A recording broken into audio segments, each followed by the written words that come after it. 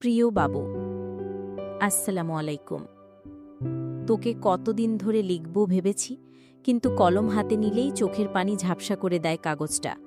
আজ সাহস করে লিখতে বসেছি। বাবা, তুই কেমন আছিস? দূর দেশে পরের মাটিতে তুই কত কষ্ট করছিস আমি জানি। প্রতিদিন আল্লাহর কাছে দোয়া করি আমার বাবুর যেন কোনো কষ্ট না হয়। কিন্তু রে বাবা, মায়ের শরীরটা আর আগের মতো শক্ত নেই। এই কয়েকদিন ধরে জ্বর কাশিতে ভুগছি। বুকের ভেতরে চাপ ধরে, হাঁটলেই শ্বাস হাঁপিয়ে যায়।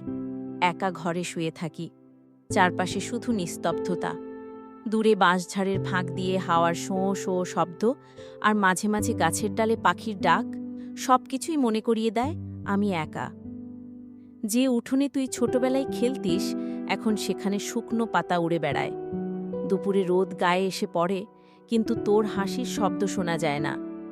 বারান্দায় বসে আকাশের দিকে তাকিয়ে থাকি, ভাবি এই আকাশের নিচেই তো তুই আছিস, শুধু দূরে, অনেক দূরে।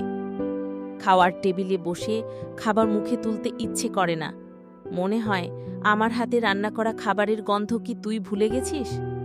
যে চৌখাটে তুই ব্যাগ নিয়ে বেরিয়ে গেলি, সেই চৌখাটে আজও আমি দাঁড়িয়ে থাকি। মনে হয় হঠাৎ দরজা খুলে তুই ঢুকে পড়বি, বলবি, মা, আমি এসে গেছি। গ্রামের মানুষ মাঝে মাঝে জিজ্ঞাসা করে, তোর ছেলে কবে আসবে?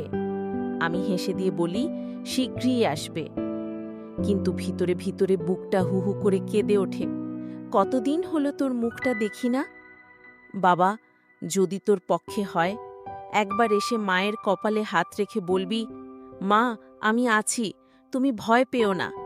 এই শব্দটাই হয়তো আমার অসুখ সারিয়ে দেবে। তুই আল্লাহর হেফাজতে থাকিস বাবা। তোর জন্য মায়ের দোয়া সারা জীবন থাকবে, যতদিন আমার নিঃশ্বাস আছে।